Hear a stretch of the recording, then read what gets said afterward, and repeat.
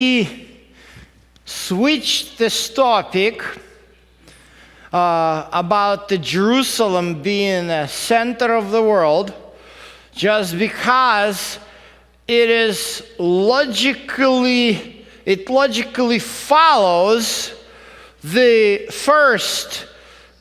previous subject which we did on the new covenant.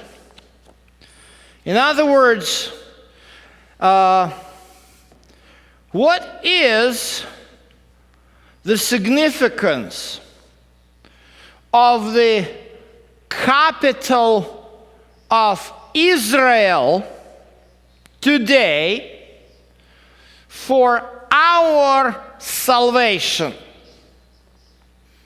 You know, Jerusalem was a subject of speculation in Christianity for over more than 17 centuries.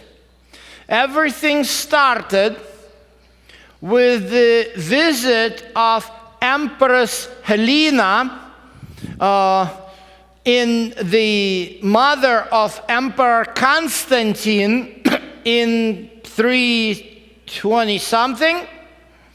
And basically, she came to Jerusalem and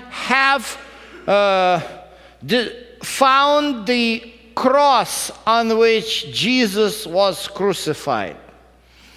I was driving here. I don't know if any of you heard the end of this CNN story. I was listening to my satellite radio, and they were broadcasting this documentary about the relic which is in a museum in Ireland. This relic is supposed to be, it's a cedar tree. They claim it's a piece of the cross on which Jesus was crucified. And finally, a professor, and I forgot which they talk about, was allowed to actually carbon date it. And I had to get out of the car. I didn't hear the end. So I don't know if anybody heard. What was it really carbon dated? But you know, I can tell you that much. You definitely can find the olive wood, which is a couple thousand years old, in Jerusalem. In fact, when you go at the foothills of the Mount of Olives, where the Garden of Gethsemane is, and this is Gat Shaman, the olive press, you'll find the olive trees there, and they are definitely very, very, very old. You know, we don't know exactly where Jesus was praying and where the stone was, because across the road you see two gardens. One garden is belonging to a Catholic church, the opposite side garden belonging to an Orthodox church. So you have to pick and choose where you want Jesus to have been praying, you know. So the obsession with Jerusalem continued throughout the Middle Ages. That what basically inspired massive crusades. For those who hears this for the first time, crusade is not an evangelistic outreach event. I always like when somebody asks me, you know, with a fervor, "Brother, have you conducted the evangelistic crusade?" I always like to ask, how about evangelistic jihad? You know. Anyway, but during the Crusades, which took life of many Jews still lived in Jerusalem, in the Palestine. You know why it's called Palestine at this time, but during the time of Crusades. But there were many, many merchants who were selling the pieces of cross of Jesus. Well, that cross was given by one of the popes, they say in the 8th century, to the king of Ireland, basically given the church approval to his reign. So it's an important piece, yeah? But nevertheless, the obsession with Jerusalem continues beyond the Middle Ages. And today, we have a well-known, documented psychiatric disorder. It's called the Jerusalem syndrome. They have a special hospital, mental facility, where you can find Elijah the prophet, King David. You know, thanks God there was no Jesus Christ there. But honestly, I look at these people, and I've seen some of them. I've seen people getting really into that psychiatric condition. Not very funny for their loved ones who have to come and extract them from the Holy Land, because,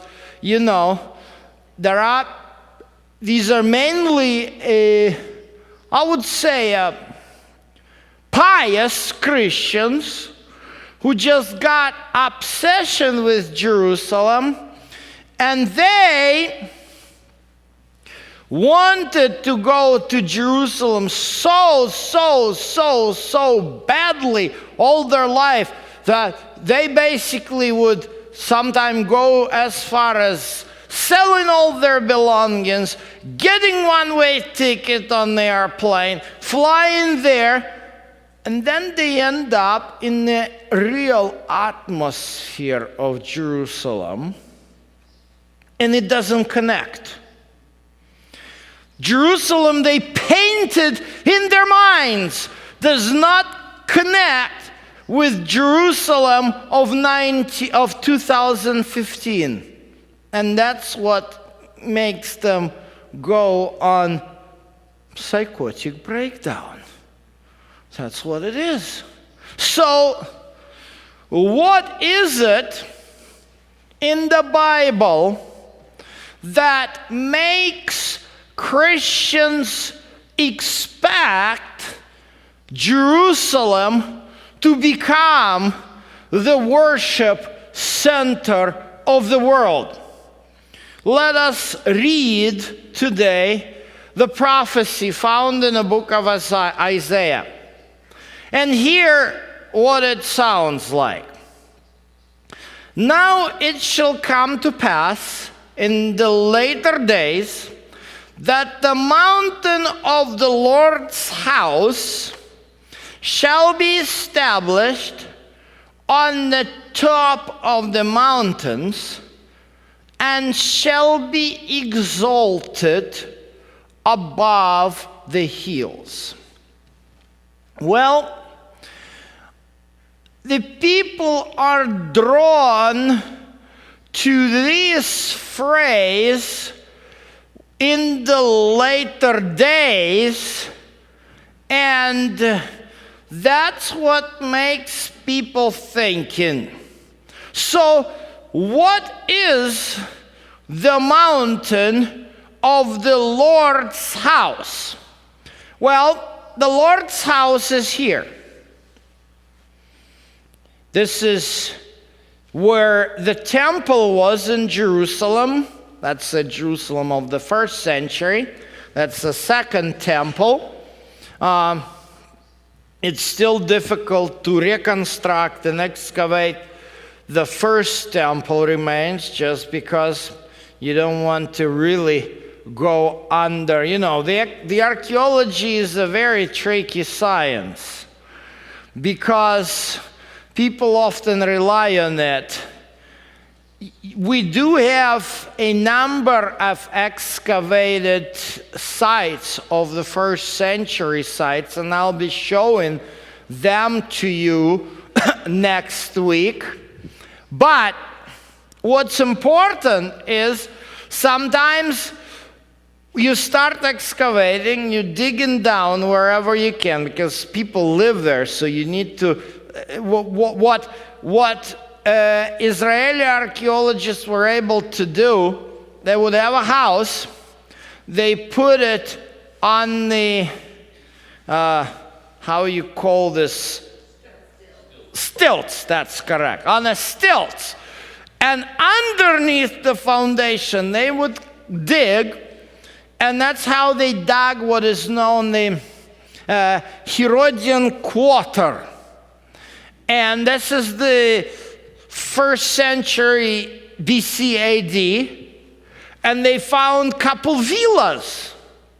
Now, in order to find out the first temple site, you need to destroy this villa, because you can't put that on a stilt. You know, that's impossible. You need to go down. Nobody wants that. The Wall, W-A-H-L, archaeological park is very, very important. Anyway, so that's why most of the sites are from the second temple, not from the first temple. And of course, nevertheless, the principle remains. This is the house of the Lord. So what is the mountain of the house of the Lord? Well, this is the mountain. What Herod did, he basically combined several mountains to create what is known, what's known as the Temple Mount. But underneath this dome, it's called Golden Dome on the Rock, there is a summit of Mount Moriah, upon which Abraham was supposed to offer Isaac, and upon which Solomon constructed his temple. So definitely Isaiah, who lived during the first temple period, was talking about this mountain. But as you can see, this mountain is not the highest mountain in Jerusalem. In fact, this mountain is what this picture is taken from the Mount of Olives. See, from the Mount of Olives, you can see very clearly the Temple Mount, and there are other mounts.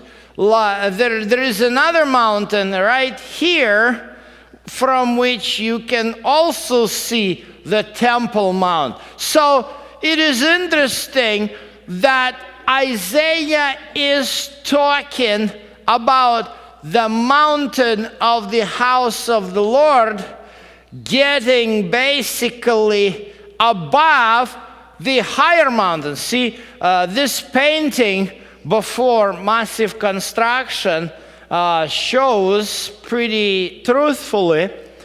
See this mountain? That's you know, what you have here is the Kidron Valley. This is the Mount of Olives. So the Mount of Olives is significantly higher than the Temple Mount or the Mount Moriah. But nevertheless, and you can see, this is you see the ridge. Jerusalem itself is like inside the valley, and the Mount Moriah is like a hill inside the valley. It's very similar to the topography of the Mount Tabor, where we are in the valley. Mount Tabor towers in, and then you have the Cascades on the other side and the coastal range on the other side. So this is about the same.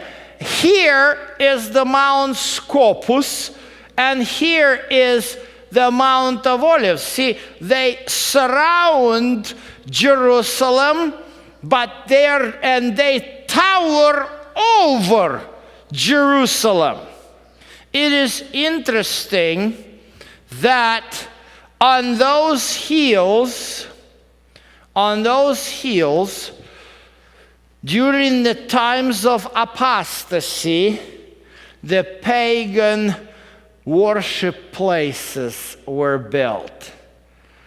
And it is interesting that the book of Isaiah speaks about the mountain of the house of the Lord in being higher than the other mountains, and its timing is extremely important here, because Isaiah prophetic ministry was going on during the reigns of King Uzziah, and then Jotham, and then Ahab, and Hezekiah, right? 4 kings.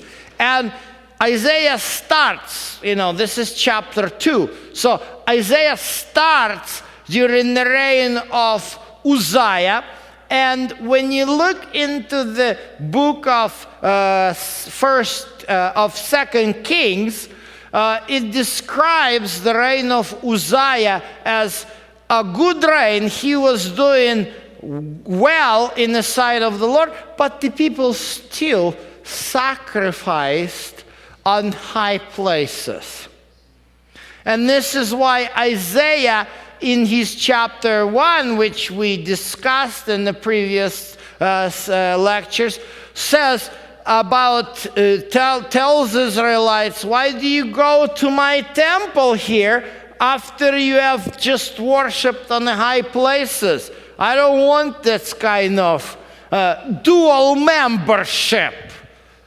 So that's the issues that Isaiah raises. But in chapter 2, he is definitely trying to show that the picture, how the Temple Mount will be higher than these pagan places. And now you will see why. And all the nations shall flow to it. Many people shall come and say, come and let us go to the mountain of the Lord, to the house of God of Jacob. He will teach us his ways, and he and we shall walk his paths. This text is very important. It is held even among the Jews and among the Christians that the Torah, the books of the Hebrew Bible, are specifically written for the Jews and had no worldwide intention to be spread worldwide. But this text is very specific. Isaiah envisions, or probably better to say, articulates the plan of God, which states that the temple of the Lord is supposed to become a worship center not only for Israel, but for entire world.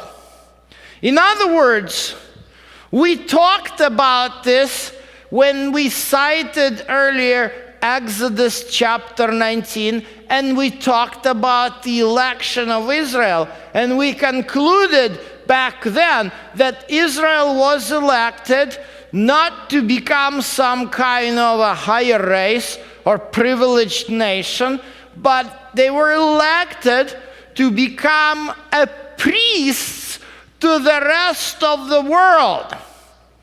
And Isaiah is very specific about this. Isaiah is very specific about the purpose of the temple. We talked about how it was never meant by the Torah for Israel to be saved through temple rituals. And it is interesting that in Isaiah chapter 1, it is stated exactly the fact that, you save through changing yourself. But then chapter 2 addresses why the temple is. The temple is not a place where people come to do ritual in order to merit their salvation. The temple is the worldwide place of worship from where all the world receives the Torah. The next verse says, "For the Torah will go forth out of Zion, and the word of God from Jerusalem." So this is why the temple was constructed. The temple was constructed as the main purpose, as a center for teaching the world about the truth of God. And in a sense, its ritual served as visual aids for the plan of redemption. And that's why the temple was so magnificently built that people of the world, everybody would be attracted to it and be impressed by what is happening, to change from paganism into the worship of the Lord of Abraham, Isaac, and Jacob, and following the Torah. And so what happens next? Isaiah presents a beautiful outcome. When the world learns about the Torah, when the world begins to walk in the ways of the Lord, it says, "He shall judge among the nations, and shall rebuke many people, and they shall beat their swords into plowshares, and their spears into pruning hooks. Nation shall not lift up sword against nation, neither they learn war anymore." Isn't this beautiful picture? Isn't this a beautiful prophecy? But the question is, was this prophecy ever fulfilled? But was Isaiah the prophet? If you believe so, aren't his prophecies supposed to be fulfilled? Those Christians do see the fulfillment of Isaiah 53, right? So how about that? So are we to expect Jerusalem regain the status? That's the question. And this is why today I want to take our time to study the book of the prophet Isaiah in its proper context, because when we look at the 4 verses, and usually this is the biggest difficulty when we study prophetic books of the Bible, we know certain verses. If you're a Christian, of course, you know, for the child is born to us, son is born to us, the government is upon his shoulder, because every Christmas they recite it. If you're Christians, you know he was bruised, and for our transgression, the punishment of this world was upon him. If you're a Christian, you know the Spirit of the Lord God is upon me, and he anointed me, and so forth. And what's in between? That's usually a problem. So today I want to take us on a quest of what's in between.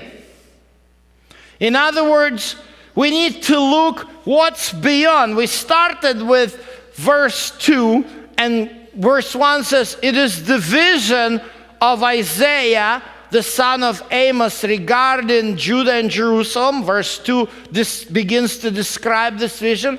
But is this the end of the vision? Could this be just by the mere coincidence that Jerusalem would become the center of the world just by itself?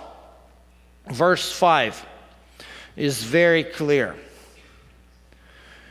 O house of Jacob, come and let us walk in the light of the Lord. In other words, verse 4 is not the end. Verse 4 is a perspective and possibilities that God can open and what the temple can do. But these possibilities can become reality only if the people to whom the oversight of the mountain of the house of the Lord is given walk in the light of the Lord. The mountain of the house of the Lord is not going to grow by itself. Buildings do not move by themselves. It has to be people who elevate the institution of the temple to a proper level. And for people to exercise, to accomplish this, they need to at least follow the light of the Lord themselves before they can be light to others. Here we are facing a very, very interesting phenomenon, which is very typical for the prophetic books of the Bible. This phenomena is called conditional prophecy. Well, let me make this statement very briefly. The only prophetic books in the Bible that are not conditional are the apocalyptic books. The book of Daniel and the book of Revelation. Prophets have a certain specific goal in mind. The goal for the prophets is to change the course of the people of God. That's why God sends the prophets. God never sends the prophet when everything is fine in Israel. God sends the prophet when Israel begins to move off course. And here is how Jeremiah expresses this. The instant I speak concerning a nation and concerning a kingdom, to pluck it up, to pull it down, and to destroy it. If that nation against whom I have spoken turns from its evil, I will relent the disaster that I thought to bring upon it. See, the prophetic phenomenon of in Israel, the prophets we are reading, the prophetic books, they're very specific. You know, book of Jonah is chronologically the first prophetic book. See, before Jonah, there were totally different kinds of prophets. Look at Elijah. Did he write any book? But boy, oh boy, was he not able to call from a fire from heaven? And how about Elisha? You know, he raised the son of this elderly parents from the dead. You know, all kinds of miracles did he make, right? So, these were the prophets. You know, there was one man of God mentioned, you know, who came to right at the beginning of when Israel split into northern and southern kingdom, and when Jeroboam instituted the worship of golden calf, and he comes in and he says, you know, the prophecy about the altar, that it will be defiled, and the king Jeroboam wants to kill him, and his hand stuck, right? So here's Jonah coming to Assyria. You will be destroyed 40 days. Nothing happened. Jonah feels like he's really been let down. He compares himself to the other prophet. Well, he's a new type of prophet. This is what Jeremiah is talking about. These prophets, Isaiah, Jeremiah, don't make miracles, but they call upon Israel to change its course. So, was the prophecy about the mountain of the house of the Lord conditional? You will find out after the break.